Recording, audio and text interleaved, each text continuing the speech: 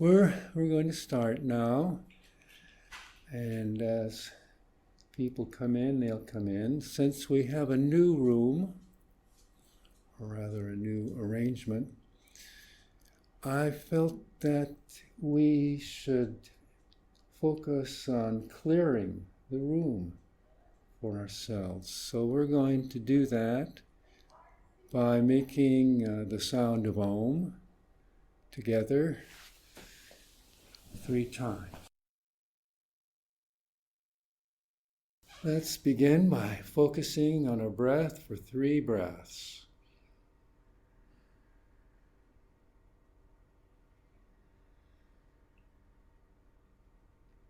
And with a deep in-breath.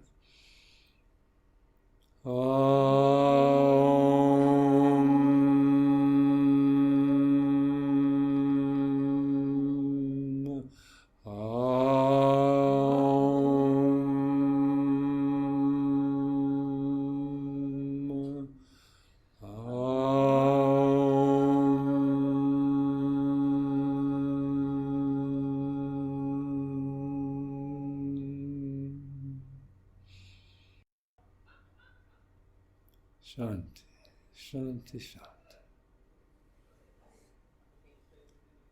As we bless our room. The nature of God. We'll be studying the scripture from the Bhagavad Gita. The Bhagavad Gita in English is the song of the Lord. This is the book I'm using, the Living Gita, the complete Bhagavad Gita, translated by Swami Satchidananda, and we'll also look at his commentary. So we're going to look at a sloka. A sloka is a verse or a chapter. We have been studying the Bhagavad Gita for quite a while. We've gone through 6 chapters, and we're in the middle of chapter 7. And this is Sloka 25. I should preface my remarks by saying who is speaking here. In the Bhagavad Gita, it's a conversation between the Lord, and in the Bhagavad Gita, the Lord is represented by Lord Krishna. We would call it God. We have incarnations of God in the Christian tradition too, don't we? The Christ. So this is the divine speaking, and the divine is speaking to us. In the Bhagavad Gita, us is represented by a warrior figure, and his name is Arjuna, Prince Arjuna. So we will sometimes see references to Arjuna as the divine talks to him, sometimes to Krishna. The setting, without going into a lot of detail, is Arjuna is having a major crisis in life, and he asks his spiritual advisor, Krishna, I'm totally at a loss. What shall I do? So he's asking for advice. So all of the 6 chapters we've studied so far are a lot of advice offered by the Lord to Arjuna and to us as we are on our spiritual path. Krishna speaks, he says, not everyone can see me as I truly am because I veil myself in Maya, or illusion.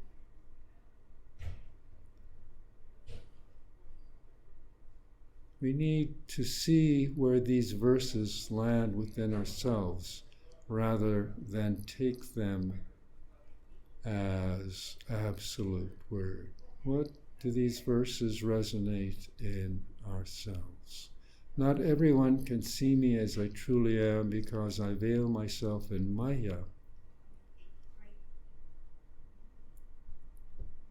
Thus deluded, the world does not recognize me as the one who was never born and never changes.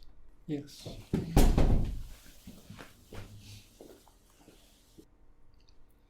Now this is interesting, isn't it? We've just had some interruptions in our concentration and our focus.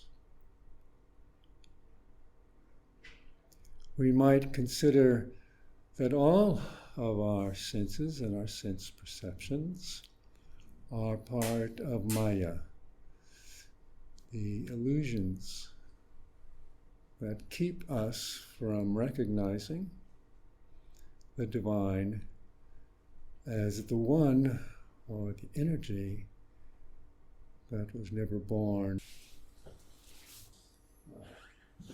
We're blessed with distractions. We're blessed with distractions that remind us. We are easily distracted. So the scripture says we are deluded and don't recognize the divine. It's the one who is never born, never changes. So I ask you, do you have an awareness of something that you recognize as divine, that is never born and never changes?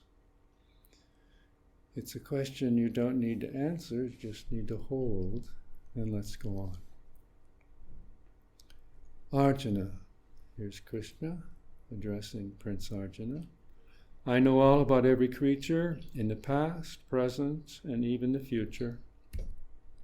Yet no one knows all about me. People are deluded by attraction and aversion, which spawns all the pairs of opposites. These dualities, Arjuna, subject all to Maya at birth.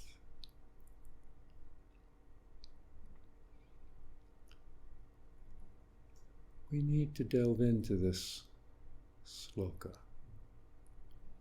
People are deluded by attraction and aversion. Attraction is likes, what we like.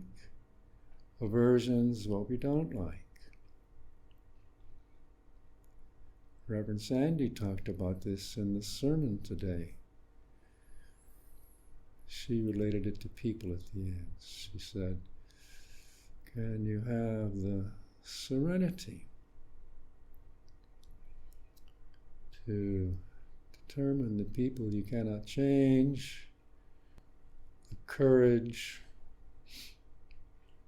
to know who you can change, and the wisdom to know that it's yourself.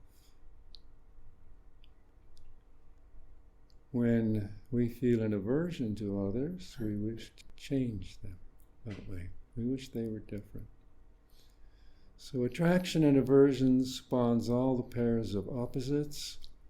What are all the opposites? Black and white, good and evil, what we like and don't like. And these dualities, Arjuna, subject all to Maya at birth. So our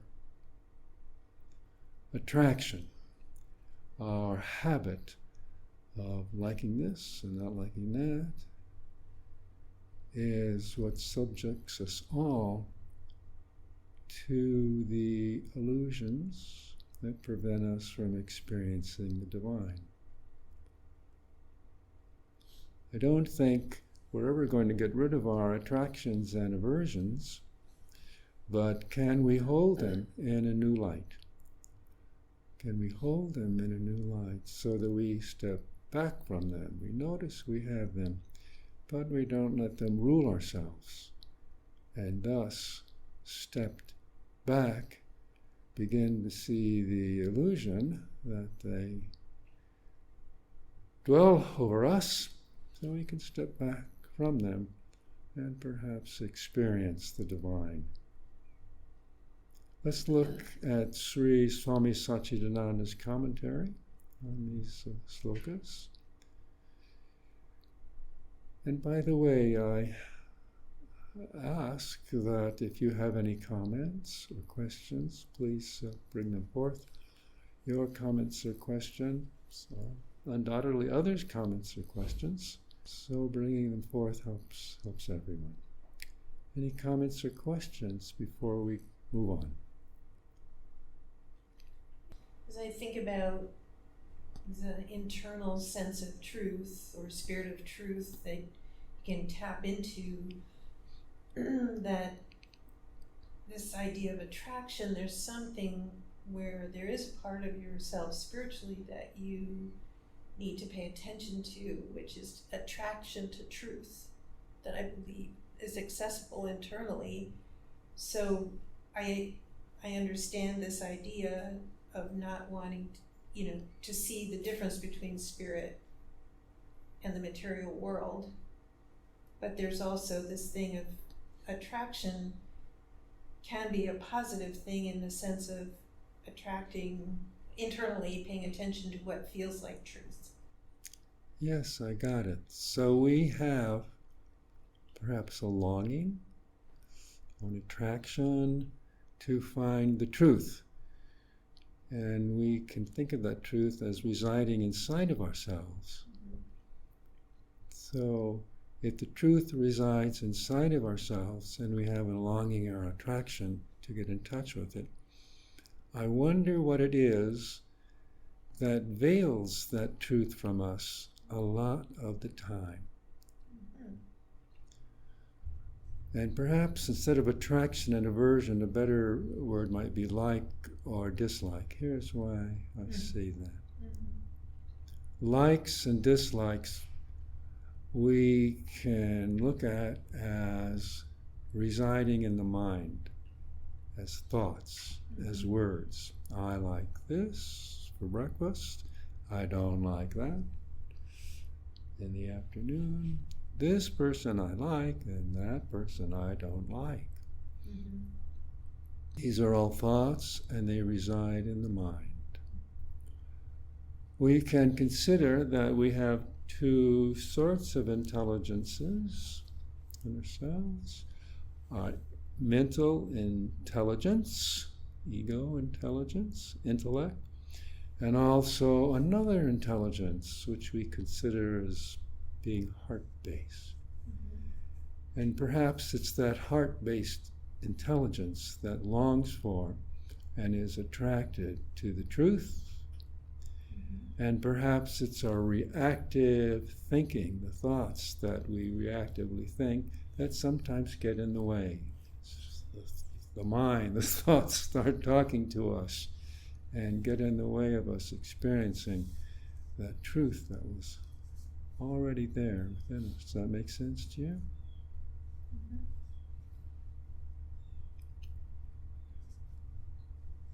So we have to see how these slokas land for us. Dualities reside in the mind, in the intellect.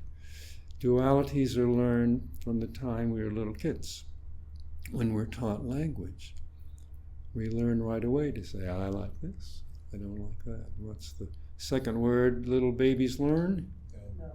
No. No. I don't like it. No. No is aversion. Yeah. No. So we learn dualities as part of our language. Actually, without dualities, we couldn't really speak language. And dualities are built into language. Some deep spiritual thinkers say that we need to recognize as spiritual aspirants, we speak two languages. One is the everyday language, when I talk about I and mine, you and yours. And then there is a spiritual language that's not suitable for everyday communication, where there is no I, there is no you. There is only what the heart recognizes as the divine. So we have spirit talk, which we do a bit of here in second tier circle. And then we have everyday people talk, which we use to communicate with our friends and our family at work. Two kinds of language. And when we use our everyday language, the ability to step back when we talk about I and mine. You can't have attraction and aversion, likes and dislikes, unless there's such a thing as I and mine. I don't like this. I like that. You like that? What's your problem? I like this. You shouldn't like that. It's not good for you. I like this. It's good for you. These all reside in the ego and in the mind. If we can step back from our people language and notice that it's people language, and in real spiritual language there is no I and there is no you. There's only that heart-based spiritual energy, that longing to experience the connection that we sense is there. Questions? Comments? Just is the goal to bring the spiritual language into your everyday language? I mean, I guess I don't think of the mind in a antithetical way. I see it more as the entry point to the spirit, and to bring more spirit into the everyday, not to segregate them as, maybe they can be different sources, but I still have an aspiration to bring more of my spiritual life into my everyday. Yes, you have an aspiration to feel your spiritual life more in your everyday life. And yet, if you were to talk what I would call spirit language with others, and someone would say, well, I think this, and you corrected them and say, well, there's no I. There's no I. They would say, what's the matter with you? I'm here, you're there. So we need to use language to communicate with each other. But we can step back from it in our heart and notice that language is the source of duality, attraction and aversion, and just not be so attached to it, even if we notice others are, and not have any desire to fix others. And let others be as they wish to be. Our job is to fix ourselves. And one thing we can do is to get in the habit of stepping back from our own language, I, me, you, internally, and noticing that's how we communicate, but that's not what the essence of spirit is. And in that way, we can bring more spirit to our everyday life. Make sense? So we just take these ideas into our heart and try them out after we leave here and see what works for us. Here's what Swami Satchidananda had to say. He said, that means deluded souls take birth with the same delusion. The delusion is caused by ignorance. Opposite arise, likes and dislikes. If you are deluded, you won't have likes and dislikes. I wouldn't agree with him 100% here.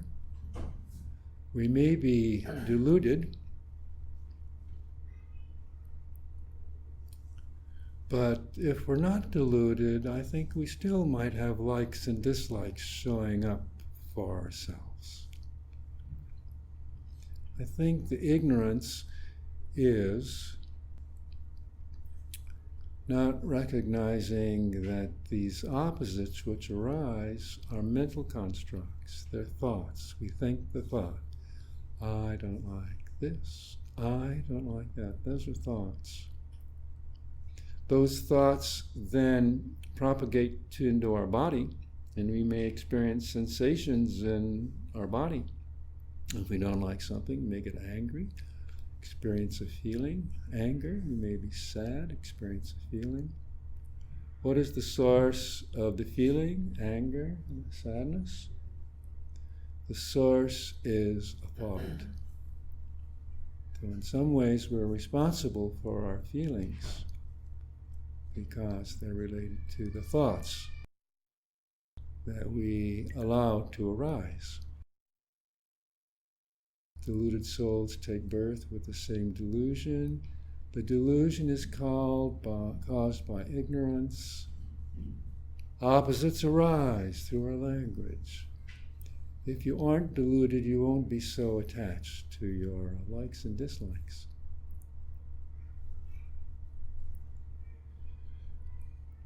In a sense, you could say delusion causes likes and dislikes.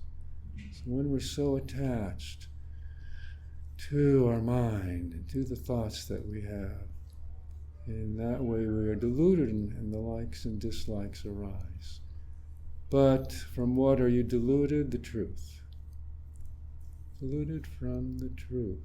So likes and dislikes delude us from the truth. Where does that truth, where does the light of truth reside? You might say it's in our heart. So we can see with our spiritual light, we experience the truth. There's a saying from the Tao Te Ching that I like. Can you coax your mind from its wandering? Can you coax your mind from its wandering? See the original oneness. Can you cleanse your inner vision until you see nothing but the truth?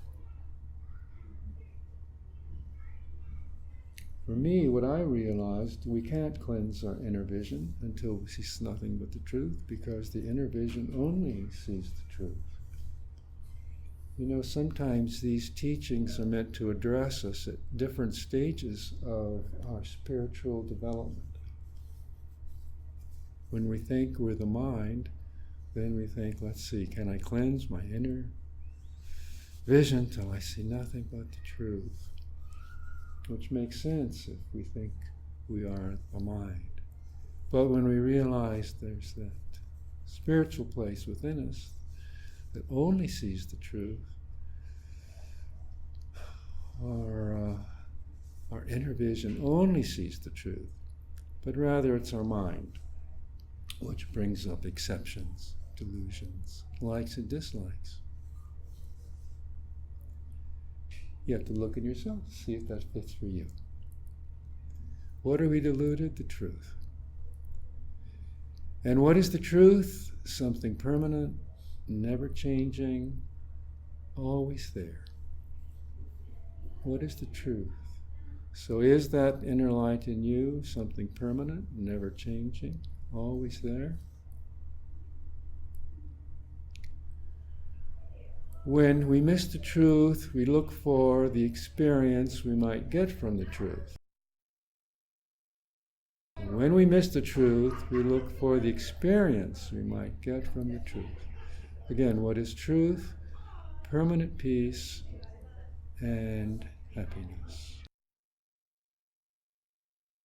So how can we know if we're on the path to experiencing truth?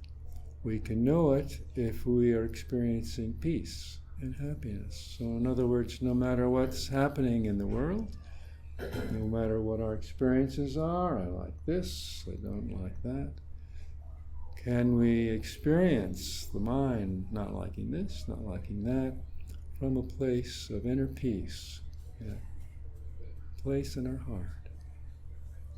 Permanent peace and permanent happiness. I read a story in the New Yorker yesterday about a woman who didn't experience pain. Something cut her. She looked down and noticed she was bleeding. Take care of it, but she didn't experience pain. When people told her that childbirth was going to be really tough, she said, oh, and it wasn't. She just had the babies and they came out, didn't experience pain. And people who interviewed her were interested and amazed in that she was always cheerful, always peaceful, always happy. She didn't suffer. She didn't suffer. She was blessed without the sensation of pain. And they had difficulty interviewing her because she kept talking in a cheerful way about her life. Things just went on and on. She was a very happy person. So somehow she had been granted permanent peace and happiness physiologically. Isn't that amazing? Whereas most of us, I think, at least some point in our life, have suffered, experienced some suffering. So truth, permanent peace and happiness, which is always there, perhaps in our heart space. Why did Adam reach for the fruit? He forgot that he was the image of God, that he already was happy. Because he was the image of God, he didn't need the fruit to be happy. What's the fruit that is referred to here? The fruit from the tree of knowledge of good and evil. Remember that story in the Bible? The tree of knowledge of good and evil. Adam was happy in a state of there being no good and evil, the dualities. Satchidananda said, why did he reach for the fruit? He forgot. He was already the image of God and happy. He didn't need the fruit to be happy, and neither do we. But we seem to be stuck with our knowledge of good and evil, which exists in the mind. But when Adam, forgot that, he thought, aha, by eating this fruit I'll be wise because it's the tree of wisdom. But you don't become wise by eating fruit. By eating this fruit I'll be wise because it's the tree of wisdom. But you don't become wise by eating fruit from the so-called tree of wisdom, knowledge of good and evil. Nothing in the earth can bring you what you already have already, and nothing can take it away from you if you don't let it go yourself. Letting it go yourself is delusion.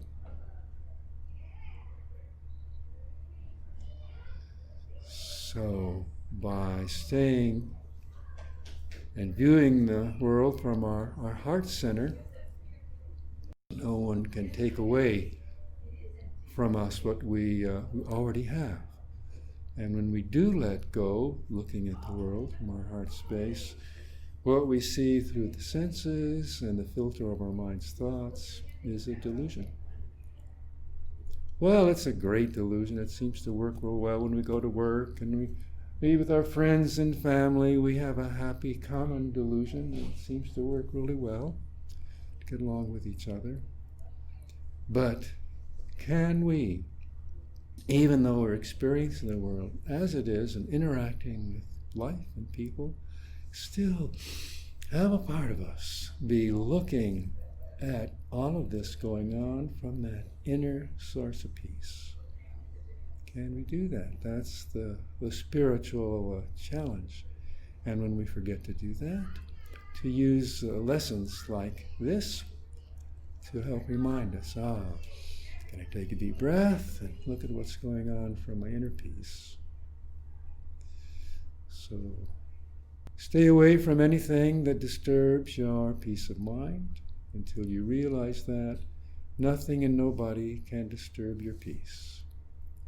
So in other words, as we are making progress on our spiritual path, it's a good idea to stay away from incidents or thoughts or social media or the TV news or the newspapers, or whatever it is that disturbs your peace of mind as we make progress on our spiritual path. Why disturb our peace of mind with disturbing things? And at the point we realize that nothing and nobody can disturb our peace, then we can deal with those disturbing things. And then we don't have to stay away from anything. But we're probably not quite ready for that yet. So it's a good idea to stay away from things that disturb our peace of mind, knowing that the goal is We don't have to stay away from anything. Nothing can disturb our peace of mind. So then you neither run after something nor run away from anything.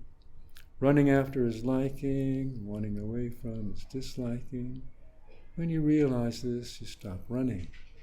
Stop running. I think it's about 5 to 11, and we need to stop here because some of us are going to the service. So I did have another sloka which we can cover another time. We'd like to close by making the sound of Om together. So let's bring ourselves into a spiritual place by taking 3 deep breaths together.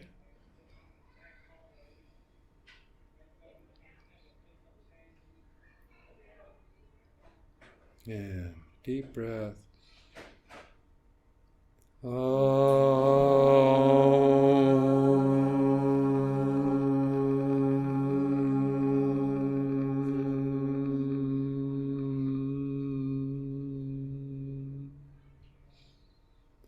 Shanti, Shanti, Shanti.